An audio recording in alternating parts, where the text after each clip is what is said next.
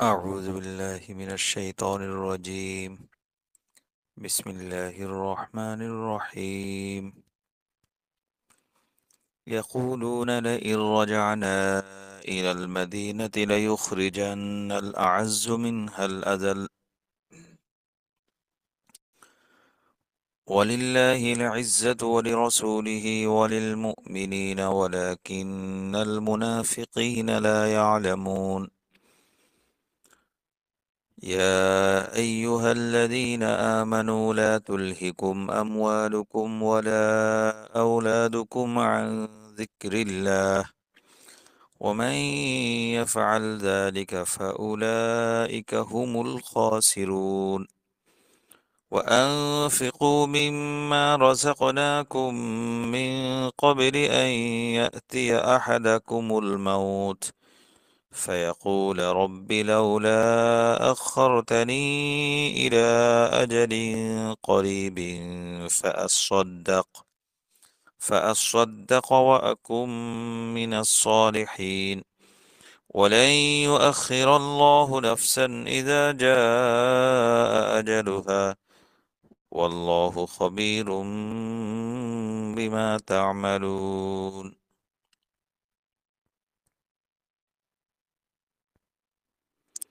رب زدني علما رب زدني علما رب زدني علما رب اشرح لي صدري ويسر لي أمري واحلل عقدة من لساني يفقه قولي واجعل لي وزيرا من أهلي ربي يسر ولا تعسر من بالخير. سبحانك لا علم لنا إلا ما علمتنا إنك أنت العليم الحكيم. اللهم علمنا ما ينفعنا وانفعنا بما علمتنا وزدنا علما. اللهم اجعل عملنا كله خالصا لوجهك الكريم ولا تجعل لأحد سواك فيه شيئا يا رب العالمين. اللهم اجعلني في عيني صغيرا وفي أعين الناس كبيرا. اللهم طهر قلبي من النفاق وعملي من الرياء ولساني من الكذب فإنك تعلم خائنة الأعين وما تخفي الصدور. اللهم صل على محمد وعلى آل محمد كما صليت على إبراهيم وعلى آل إبراهيم إنك حميد مجيد. اللهم بارك على محمد وعلى آل محمد كما باركت على إبراهيم وعلى آل إبراهيم إنك حميد مجيد. أستغفر الله ربي من كل ذنب وأتوب إليه. لا حول ولا قوة إلا بالله العلي العظيم. يقولون لئن رجعنا إلى المدينة ليخرجن الأعز منها الأذل। এই আয়াত থেকে মুনাফিকদের দ্বিতীয় শাকওয়া। শাকওয়া মানে হলো আল্লাহ তাআলার রসুলগণকে যে পাঠান, আল্লাহর রসুলগণ ইসলামের দাওয়াত দেন, তাওহীদের দাওয়াত দেন। তাওহীদের দাওয়াত দেওয়ার পর কুফার এবং মুনাফিক বা অন্যান্য ইসলাম বিরোধী শক্তি যারা, তারা ইসলাম গ্রহণ করে না বা করার ভান করে। তো ইসলাম বিরোধী শক্তিরা নবীর বিরুদ্ধে, মুসলমানদের বিরুদ্ধে যেসব অভিযোগ করে সেগুলোকে আল্লাহ তাআলা ক্বালা বা ইয়াকুলু এই ধরনের বক্তব্য দিয়ে শুরু করেন। কাফেরদের উক্তিগুলো, কাফেরদের কথাগুলো, কাফেরদের অবস্থানগুলো। এটাকে আমাদের জাওয়াহিরুল কোরআনের পরিভাষায় শাকওয়া বলা হয়, অভিযোগ বলা হয়। আমরা ফি মানাকিবুল কোরআন বইয়ে দেখে নেব ইনশাল্লাহ। তো ইয়াকুলুনা,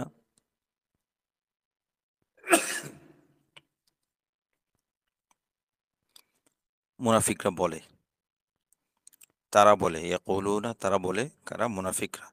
কি বলে? লাইর রাজানা ইলাল মাদিনাতি লায়ুখরিজান্নাল আ'আজ্জু মিনহাল আযাল। যদি আমরা, লাইর রাজানা ইলাল মাদিনাতি, যদি আমরা মদিনায় ফিরে যাই, অর্থাৎ আমরা মদিনায় ফিরে গেলে কি হবে? লায়ুখরিজান্নাল আ'আজ্জু মিনহাল আযাল, অবশ্যই অবশ্যই বের করবে। কে বের করবে? লায়ুখরিজান্না, অবশ্যই বের করবে, বহিষ্কার করবে, আল আ'আজ্জু, সম্মানিত ব্যক্তিরা, সম্মানীরা, শক্তিশালীরা, আজ্জা ইয়াইজ্জু ইজ্জাতান, শক্তিশালী হওয়া, সম্মানিত হওয়া। তো আল আজ মানে শক্তিমানরা, সম্মানিতরা, মিনহা মানে মিনাল মাদিনাতি, মদিনা থেকে বের করে দিবে সম্মানিত ব্যক্তিরা, মর্যাদা সম্পন্ন ব্যক্তিরা। কাদেরকে বের করবে? আল আদাল্লা, যারা হীন, যারা মর্যাদাহীন, মর্যাদায় কম, তাদেরকে বের করবে। আল্লাহ আদাল্লাহ, জাল্লা ইয়াজিল্লু জিল্লাতান জুল্লাতান, লাঞ্ছিত হওয়া, অপদস্থ হওয়া, হীন হওয়া, নিচু হওয়া। তো আল আজ মানে মর্যাদা সম্পন্ন সম্মানিত ব্যক্তিরা, শক্তিমানরা বের করবে কাদেরকে?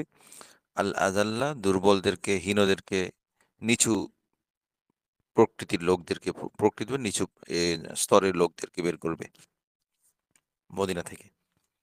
এটা হলো মুনাফিকদের কথা। সেই যুদ্ধ থেকে ফিরে আসার সময় মুনাফিক সর্দার আব্দুল্লাহ ইবনে উবাই এ কথা বলেছিল, ওয়ালিল্লাহিল ইজ্জাতু ওয়ালি রাসূলিহি।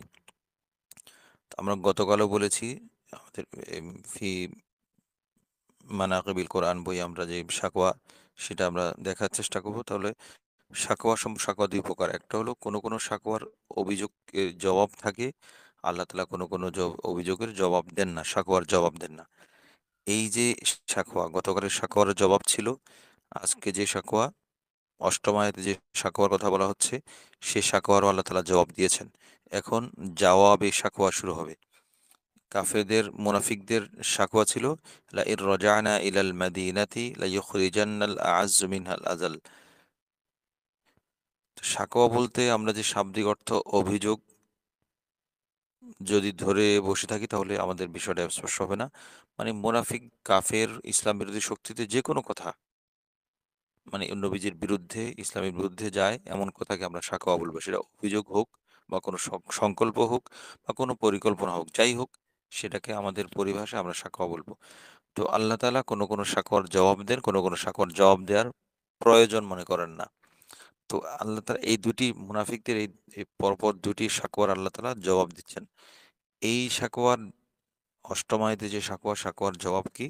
আল্লাহ তাআলা বলছেন তাদের কথার জবাবে, ওয়ালিল্লাহিল ইজ্জাতু ওয়ালি রাসূলিহি, আর আল্লাহরই জন্য, আল্লাহরই, আল ইজ্জাতু সম্মান, মর্যাদা, আল্লাহরই আল্লাহরই মর্যাদা, এবং কার মর্যাদা? ওয়ালি রাসূলি, তার রাসূলের, এবং কার? ওয়ালিল মুমিনিনা, মুমিনদের। ওয়ালাকিন্নাল মুনাফিকিনা লা ইয়ালামুন, কিন্তু মুনাফিকরা জানে না।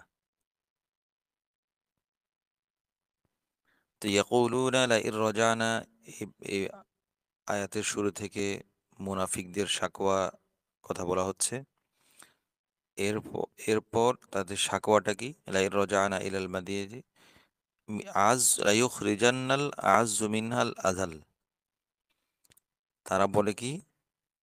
বের করে দিবে আল আযু, অধিক সম্মানিতরা, সম্মানিত মর্যাদা সম্পন্নরা, আল আযাল্লা, লাঞ্ছিতদেরকে, যারা অপদস্থ, যারা নিচু, তারা, তাদেরকে বের করে দিবে।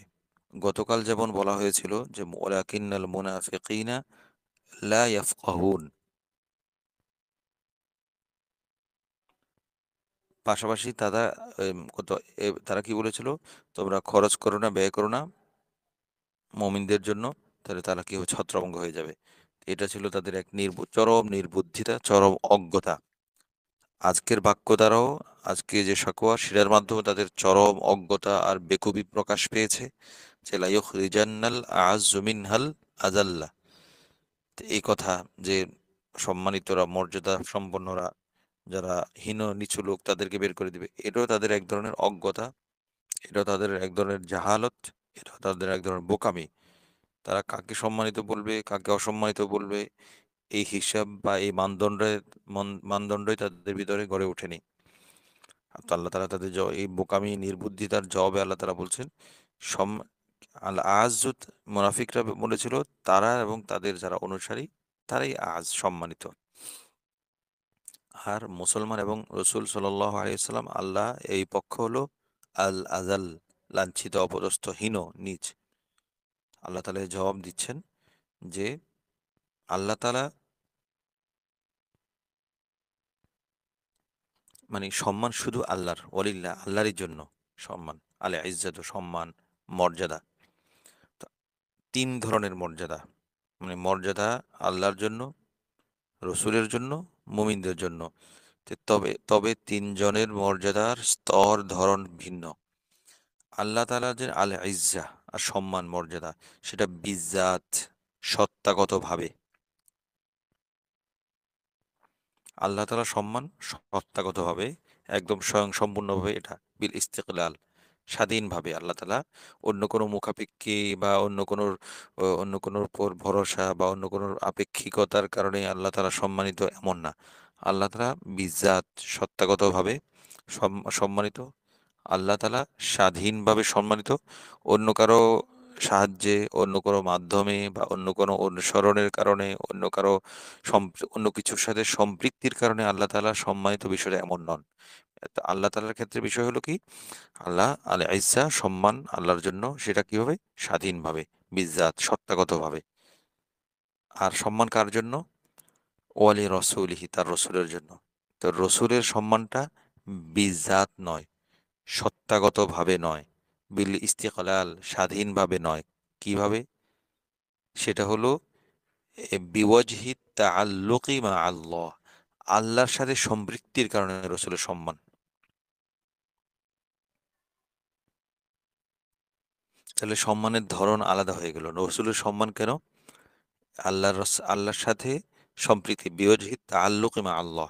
তো আল্লাহর সাথে সম্পৃক্তির কারণে, আল্লাহর সাথে যুক্ত থাকার কারণে, আল্লাহর সাথে নিসবত থাকার কারণে এই সম্মান রসুলের। এ তো গেল রসুলের সম্মানের ধরন। আর ওয়ালিল মুমিনিন, সম্মান কার জন্য? মুমিনদের জন্য। এটা কিভাবে? এই মুমিনদের সাথে সম্মান হলো বিওয়াজহি তাআল্লুক বিল্লাহি ওয়ার রাসূল, আল্লাহ এবং তার রসুলের সাথে তাআল্লুকের কারণে, সম্পর্কের কারণে, সম্পৃক্তির কারণে মুমিনদের সম্মান।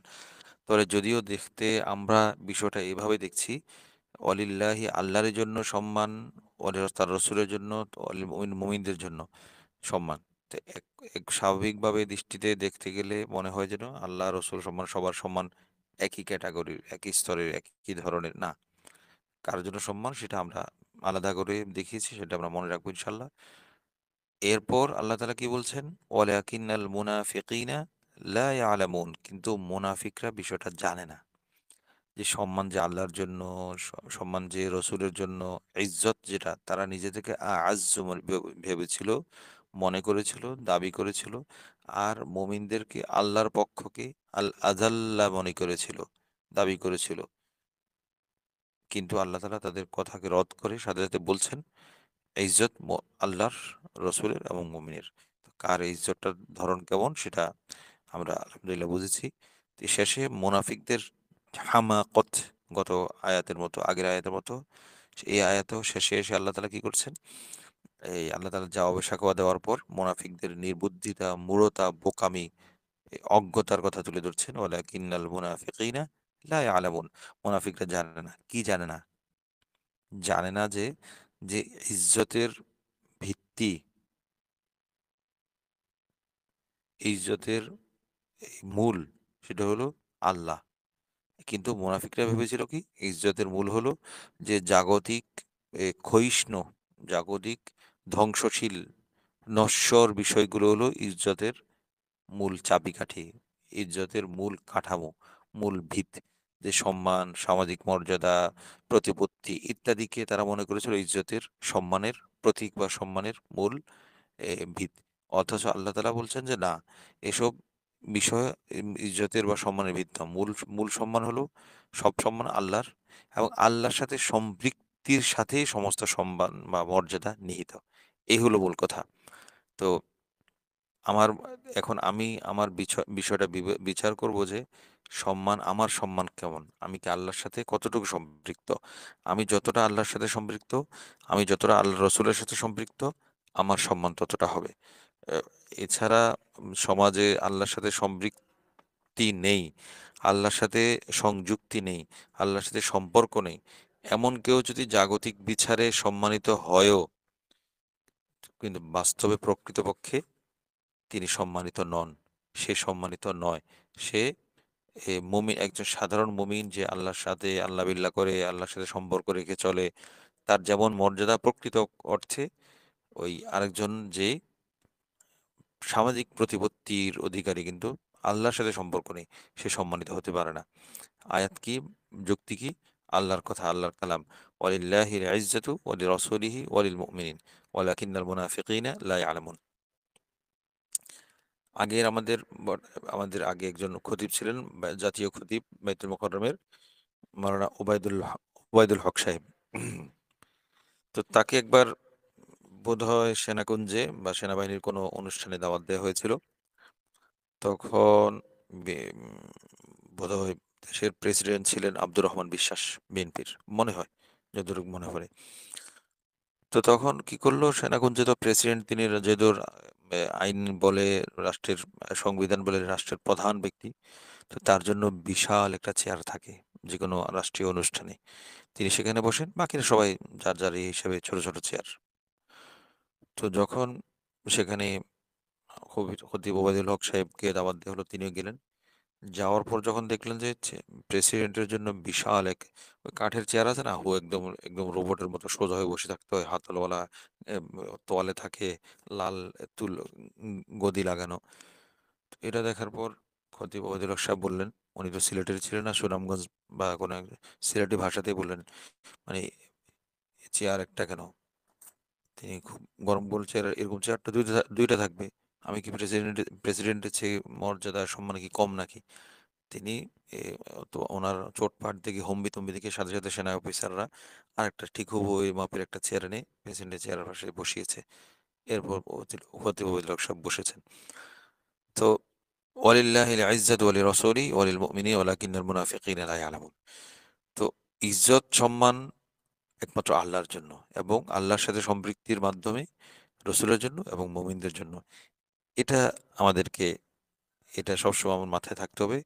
আমার দুনিয়ার কোনো নালায়েক যদি আমি আল্লাহর সাথে সম্পৃক্ত থাকার কারণে আমাকে যদি অসম্মান করে, আমাকে সম্মান না দেয়, আমার ওটা দিয়ে কিছু যায় আসে না। প্রকৃত সম্মান তো কার? আল্লাহর। প্রকৃত মর্যাদা আল্লাহর, এবং যারা আল্লাহর সাথে সম্পৃক্ত থাকে তাদের মর্যাদা। তো এই বাক্যের লা ইউখরিজান্নাল আ'আজ্জু মিনাল আযাল, এই বাক্যের সারনজুল কি সেটা আমরা এই সূরা মুনাফিকুনের প্রথম দিনে আলোচনা হয়েছে, আমরা সেটা একটু শুনে নেওয়ার চেষ্টা করবো, যারা শুনেছি তো আলহামদুলিল্লাহ। এরপরে এই কথাটা ইয়াকুলুনা, যদিও তারা বলে বহু বচন, কিন্তু কথাটা বলেছে লাইন রজানা ইলাল মাদিনাতে, এই কথাটা বলেছে একজন, আব্দুল ইবনে উবাই ইবনে সালুল, সে বলেছে। তাহলে ইয়াকুলুনা তা বহু বচন কেন? গতকাল আমরা এই শব্দের ব্যাখ্যা দিয়েছি যে যদিও সে একজন বলে থাকে, বাস্তবে তার এই বক্তব্যটাকে তার অন্য যে সাঙ্গপাঙ্গ চেলা চামুন্ডা ছিল, তারাও কিন্তু কথাটা মেনে নিয়েছে, কথাটাকে অনুমোদন করেছে। তো সেজন্য প্রকারান্তরে যেন এই কথাটা তাদের সবার কথা, এই জন্য ইয়াকুলুনা তারা বলে, আল্লাহ তাআলা এদিকে ইঙ্গিত করেছেন যে তারা সবার মুনাফিকদের এই কথা ছিল। তো আল্লাহ তাআলা যায়েদ বিন আরকম,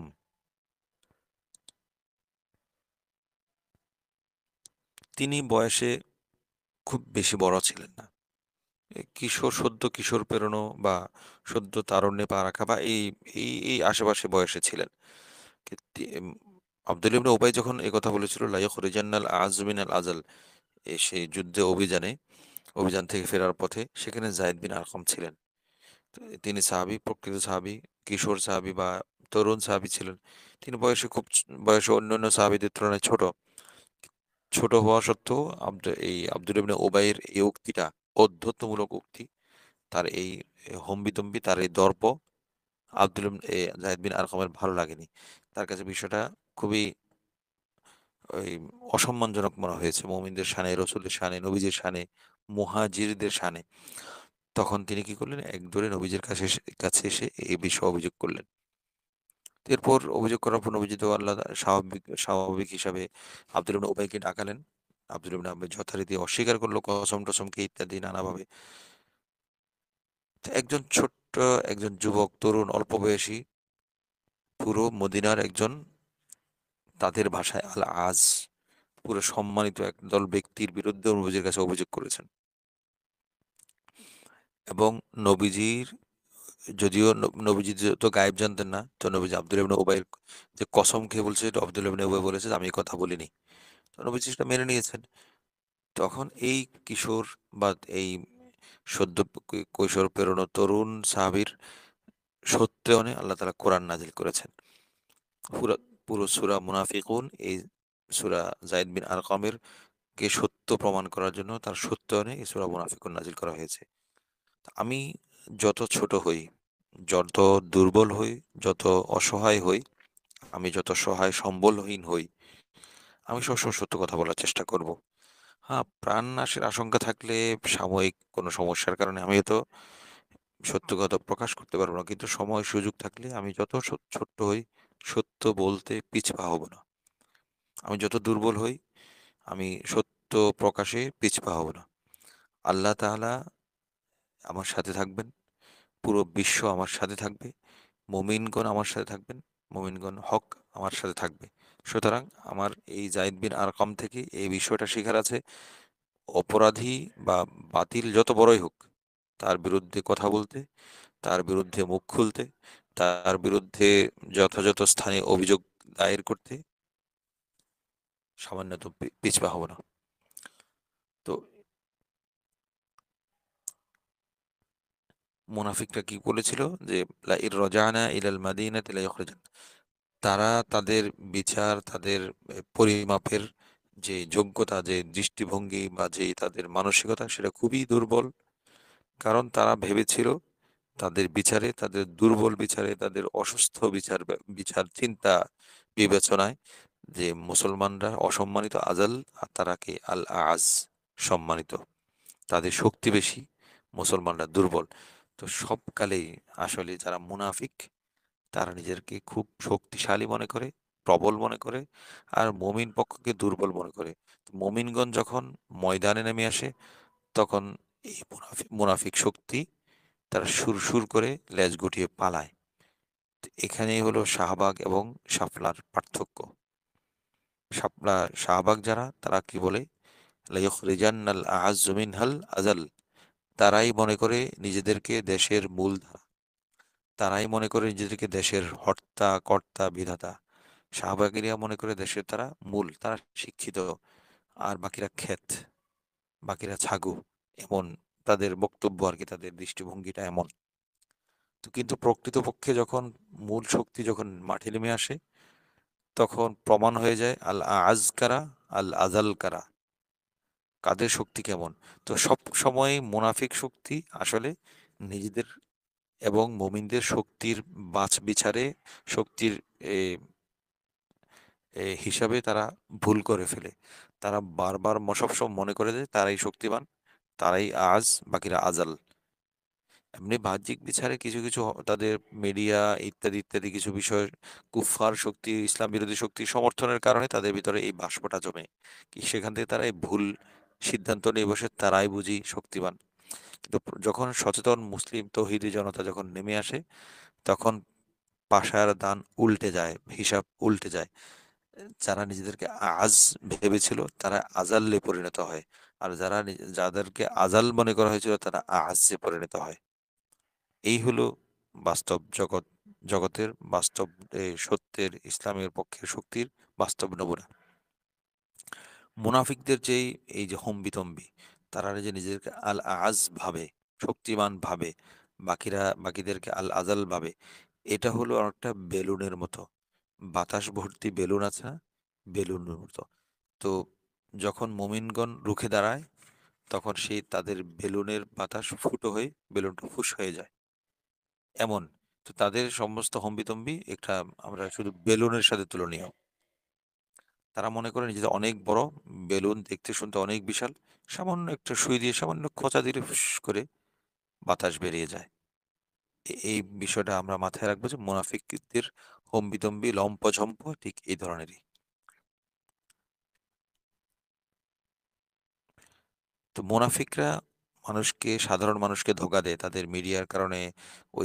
ওই যে রাআইতাহুম তু'জিবুকা আজসামুহুম ইয়াকুলুনা, তাদের শরীর, তাদের দেহ কাঠামো, সৌন্দর্য ইত্যাদি, তারা মনে করে কি যে তারা মানুষকে মিডিয়ার কারণে, তাদের বক্তব্য শক্তির কারণে তারা মানুষকে এই ভুল সিদ্ধান্ত দেয়, ভুল মেসেজ দেয় যে তারা শক্তিমান, মানুষকে গোমরা করে, বিভ্রান্ত করে। তারাই সংখ্যাগরিষ্ঠ মিডিয়ার কারণে, বাকচাতুর্যের কারণে। অথচ তারা সংখ্যাগরিষ্ঠ নয়, সংখ্যালঘিষ্ঠ। বাস্তবে যখন শাপলার শক্তি বেরিয়ে আসে তখন সেটা প্রমাণ হয়ে যায়। তো মুনাফিকরা বারবার এই ভুলটা করে যে তারা নিজেদেরকে মূলধারা ভেবে, তারা নিজেদেরকে মূল শক্তি ভেবে এই তাদের সংখ্যার একটা ভুল হিসাব দেয় মানুষের সামনে, বিশ্বের সামনে। তো বিশ্ব এটাকে দেখে, তাদের কান্না দেখে, তাদের বক্তব্য দেখে ভুল বুঝে ফেলে। যখন ইসলাম বিরোধী ইসলামের পক্ষে শক্তিরা বেরিয়ে আসে তখন বাস্তব হিসাবটা মিলে যায়। তো মুমিনদেরকে আপাত দৃষ্টিতে যতটা দুর্বল মনে হয় আর ওদেরকে ততটা সবল মনে হয়, এবং কখনো কখনো বিভিন্ন বিবেচনা পরিস্থিতির কারণে মুমিনদেরকে মনে হয় দুর্বল, তাদের শক্তিটা দুর্বল, ম্রিয়মাণ। কিন্তু যখনই মুমিনদের ভিতরে ইমানি শক্তি বেড়ে ওঠে, ইমানি শক্তি জ্বলে ওঠে, তখন বোঝা যায় যে আসলে মুমিনরাই আজ আর বাকিরা আজাল। তো এখন মুমিনদের কর্তব্য হলো সবসময় ইমানি শক্তিকে জাগরুক রাখা, বলিয়ান রাখা, জাগ্রত রাখা। এখন ওয়ালিল্লাহিল ইজ্জাতু ওয়ালি রাসূলিহি ওয়ালিল মুমিনিন, মুমিনদের যে সম্মান, এই সম্মানটা কখন আসবে? এই সম্মানটা আসবে আমি যত বেশি মুমিন হব, তত বেশি আমার ভিতরে এই ইজ্জত, ওয়ালিল্লাহি ইজ্জাত ওয়ালি রাসূল, এই সম্মান বোধটা, আত্মমর্যাদা বোধটা আমার ভিতরে প্রবল হবে, সজাগ থাকবে, সচল থাকবে। যখন আমার ভিতরে ইমানের অনুভূতিটা যত দুর্বল হবে, তো আমি নিজেকে আমি নিজেকে ততটা, আমার এই ভাবনাটা দুর্বল হতে থাকবে। আমি নিজেকে কখন ভাবতে পারবো? যখন আমার ভিতরে ইমানের অনুভূতিটা, আমি যে একজন মুমিন, এই অনুভূতিটা প্রবল থাকবে, সচল থাকবে, সজাগ থাকবে, তখন আমি নিজেকে সম্মানিত ভাবতে পারবো। তো এই বাক্যটা আমি খেয়াল করবো, ওয়ালিল্লাহিল ইজ্জাতু ওয়ালি রাসূলিহি ওয়ালিল মুমিনিন ওয়ালি রাসূলি ওয়ালিল মুমিনিন। এই ইজ্জত শুধু আল্লাহর এবং তার রাসূলের এবং মুমিনদের। তো আমি যদি মুমিন দাবি করে থাকি, আমি এই বিষয়টায় নিশ্চিত থাকবো যে আমার ইজ্জত আমার অনুকূল, সম্মান আমার অনুকূল। কে কি করলো না করলো, কে কি আমাকে সম্মান করলো না, সেটা আমার বিবেচনার বিষয় নয়।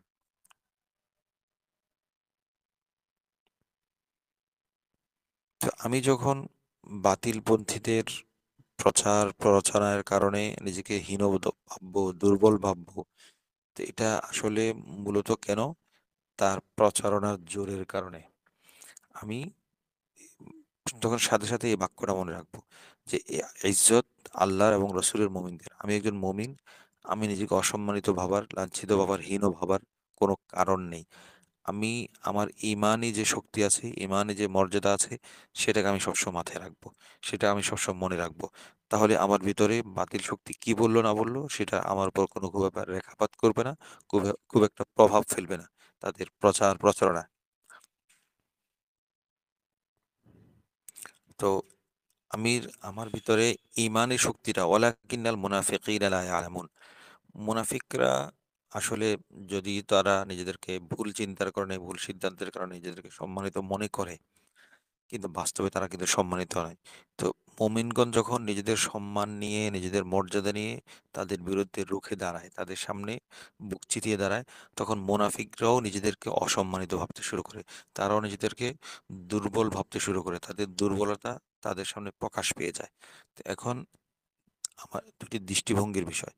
আমি নিজেকে ইজ্জত সম্পন্ন ভাববো, মর্যাদা সম্পন্ন ভাববো, তাহলে আমার এই ভাবনার সাথে একটা দুটো হলো ইয়ার মতো, ওই একটা দোলনই আছে না, একদিকে একজন বসলে, স্কুলগুলোতে যেমন থাকে, সে দুই পাশে দুজন শিশু বসে, একবার এ উপরে ওঠে, আরেকবার ও উপরে উপরে ওঠে, এভাবে একদম। তো এটাও পাল্লার মতো। আমি যখন আমার সম্মানটা, আমি নিজেকে খুব মর্যাদা সম্পন্ন ভাববো এবং সেটা প্রকাশ করব, মুনাফিকরা নিজেদেরকে অসম্মানিত ভাবতে শুরু করবে। এটা অবধারিত ভাবেই হবে। এটা দাড়ি পাল্লার মতো, বা ওই যে উঁচু নিচু হওয়ার যে খেলনা, ওটার মতো, ওটার সাথে আমি তুলনা করলে বিষয়টা বুঝতে পারবো। তো এখন মুনাফিককে আমি অসম্মানিত করার, তাকে দুর্বল, তার নিজেকে নিজেকে যে জাগতিক কারণে, বিভিন্ন কারণে নিজেকে শক্তিশালী আল আজ ভাবে, তার এই ভাবনার মূলে কুঠারাঘাত করার, তার এই বেলুন ফুটো করার শক্তি আমার হাতে, সুইটা আমার হাতে। আমি তাকে একটু খোঁচা দিলে তার বেলুনটা ফুস করে ফুটে যাবে। সেটার মূল সহজ পদ্ধতি হলো, আমি নিজেকে সম্মানিত মনে করে, আমি নিজেকে দুর্বল মনে না করে বুক চিতিয়ে দাঁড়াবো, আমার অবস্থানটা ঠিক রাখবো। তাহলে মুনাফিক এমনি ফুস হয়ে যাবে, তার ফুটো বেলুনের মতো চুপসে যাবে। এটা হলো মূল সূত্র। তো মুমিন সবসময় আমার মাথায় থাকবে যে আমি মুমিন, আমার ঈমান আছে। আল্লাহ তাআলা আমার ঈমানি শক্তি দান করেছেন। আল্লাহ তাআলা আমাকে ঈমানি মর্যাদা দান করেছেন। কিভাবে? ওয়ালিল্লাহিল ইজ্জাতু ওয়ালিরাসূলিহি ওয়ালিল মুমিনিন। পাশাপাশি আমি যখন নিজেকে ইজ্জত সম্পন্ন ভাববো, এবং আমি যখন আমার এই ইজ্জতটা আল্লাহ তাআলা আমাকে আল্লাহর সাথে উল্লেখ করেছেন। ইজ্জতটা কার? আল্লাহর, রসূলের এবং মুমিনদের। তো আমি একজন মুমিন হিসেবে আমি কোন কাতারে? আল্লাহ তাআলা তাকে নিজের কাতারে নিজের ইজ্জতের অংশীদার বানিয়েছেন আমাকে। আল্লাহ তাআলা তার ইজ্জতের কিছু অংশ আমাদেরকে দিয়েছেন। কেন? কেন দিয়েছেন? কারণ আমি তার সাথে সম্পৃক্ত। আমি তাকে মানি। তো এই মানার একটা এ ফল হিসাবে, মানার একটা পুরস্কার হিসেবে তার ইজ্জতের একটা ভাগীদার আমাকে করেছেন। তো আমার ইজ্জতটা হলো, আল্লাহর ইজ্জতটা স্বয়ংসম্পূর্ণ। আর আমার ইজ্জতটা হলো আল্লাহর সাথে আল্লাহর উপর নির্ভরশীল। আল্লাহর সাথে সম্পৃক্ত থাকা নির্ভরশীল। আমি যত বেশি আল্লাহর সাথে সম্পৃক্ত হব, আমার ইজ্জত তত বাড়তে থাকবে। আমার শক্তি তত বাড়তে থাকবে। আমি যত বেশি আল্লাহ রাসূলের সাথে নিজেকে জুড়বো, আমার সম্মান ইজ্জত তত বাড়তে থাকবে। তো আমি নিজেকে যখনই দুর্বল মনে হবে, আমি এই বাক্যটা মনে রাখবো। ওয়ালিল্লাহিল ইজ্জাতু ওয়ালিরাসূলিহি ওয়ালিল মুমিনিন। এই এই বাক্যটা যখন আমি মাথায় রাখবো, মনে রাখবো, তাহলে আমার ভিতর আর হীনবল, দুর্বলতা থাকবে না। এবং এক্ষেত্রে আমার এই আয়াতের উপর আমি একটা আমল করতে পারি, সেটা হলো আমি আল্লাহর কাছে নিয়মিত সম্মান চাইবো। যে আমি বলবো, কুলিল্লাহুম্মা মালিকাল মুলক তুতিল মুলকা মান তাশা ওয়া তুইজ্জু মান তাশা ওয়া তুযিল্লু মান তাশা বিয়াদিকাল খাইর। এই সূরা আলে ইমরানের এই আয়াতটা মনে রাখবো, বারবার পড়বো। এরপর পাশাপাশি এই বাক্যটাও পড়বো, ওয়ালিল্লাহিল ইজ্জাতু ওয়ালিরাসূলিহি ওয়ালিল মুমিনিন। এরপর আমি আমার নিজের চাওয়াটা চাইবো, এবং সম্মানটা শুধু আল্লাহর কাছে চাইবো। নিয়মিত আমি এই বাক্য, এই ২ টি আয়াত পড়বো। এই বাক্যটা মনে রাখবো, ওয়ালিল্লাহিল ইজ্জাতু ওয়ালিরাসূলিহি ওয়ালিল মুমিনিন।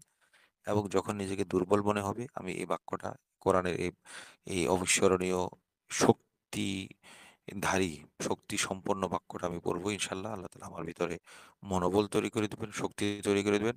আমার ভিতরে ঈমানি তেজ, ঈমানি বল তৈরি করে দিবেন ইনশাআল্লাহ। বিশেষ করে এই যখন মুমিন নারীগণ যখন কোনো অসহায় অবস্থায় পড়েন, দুর্বল অবস্থায় পড়েন, নিজেকে খুব অসহায় মনে হবে, তখন এই বাক্যটা আমরা পড়তে পারি যে ওয়ালিল্লাহিল ইজ্জাতু ওয়ালিরাসূলিহি ওয়ালিল মুমিনিন। এবং এই বাক্যের অন্তর্নিহিত ভাবটাও ধারণ করার চেষ্টা করব। ইনশাআল্লাহ আল্লাহ তাআলা আমার ভিতরে একটা বল দান করবেন, একটা শক্তি দান করবেন। আমরা যখন আমাদের একটা স্কুল কর্মসূচিতে যে আমরা যে ইসলাম ভালো কিছু করি যে বইটা আমরা এই বিভিন্ন স্কুলে যে আমরা বিতরণ করতে যাই, বিতরণ করতে গেলে আমরা সাধারণত গার্লস স্কুল, ছেলে-মেয়ে সব স্কুলে যাই। তো মেয়েদের স্কুলে বা মেয়েদের ক্লাসে যখন আমরা বিষয়টা, এই বইটা নিয়ে আমরা কথা বলি, সাথে তাদেরকে আমরা কয়েকটা ১টা ২টা আমল দেওয়ার চেষ্টা করি। আমাদের ইসলাম ভালো কিছু করি বইটার বিভিন্ন তো আমল আছে। পাশাপাশি তাদেরকে স্কুলে আসা যাওয়ার পথে তো তারা অনেক ধরনের বখাটে ছেলে, নানা ধরনের অপ্রীতিকর পরিস্থিতির সম্মুখীন হয়। তখন আমরা তাদেরকে বলি যে, "তোমরা", আমাদের এই বইয়ের শুরুতে আছে যে আমি এই ৩ টি আমলের কথা আছে একদম শুরুতে। ৩ টা আমলের ৩ নম্বর আমল হলো সর্বাবস্থায় জিকির করব। তো আমরা তাদেরকে একটা কথা বলি যে সর্বাবস্থায় জিকির করব। স্কুলে আসতে যেতে সাধারণ একেকজন ছাত্রীর কমপক্ষে এ ২ থেকে ৩,০০০ বা ৫, ৬, ১০,০০০ কদম হাঁটা হয়ে যায়। আমরা তো গ্রামে কাজ করি, বিভিন্ন জায়গায় গ্রামের স্কুলগুলোতে যখন যাই, অনেক দূর থেকে মেয়েরা হেঁটে আসে। তো আমরা তাদেরকে বলি, আসা যাওয়ার পথে তো অনেক সমস্যা হতে পারে, অনেক অপ্রীতিকর পরিস্থিতির সম্মুখীন হতে পারে। তখন আমরা তাদেরকে বলি যে, "যখনই কোনো সমস্যা হয়, তোমরা লা ইলাহা ইল্লাল্লাহু মুহাম্মাদুর রাসূলুল্লাহ এটা বেশি, বেশি পড়তে শুরু করবে।" এবং ওয়ালিল্লাহিল ইজ্জাতু ওই এই সূরা আলে ইমরান আয়াত তো সবার মুখস্থ থাকবে না। তো আমরা তো বলি যে আমি আমি আল্লাহ লা ইলাহা ইল্লাল্লাহর উপর ঈমান আনলাম। ঈমান এনে এই শক্তি আল্লাহ তাআলা, এই কালিমার যে শক্তি, হে আল্লাহ আপনি আমাকে এই শক্তিটা দান করুন। এটা আমি তাদেরকে মনে, মনে আওড়াতে বলি।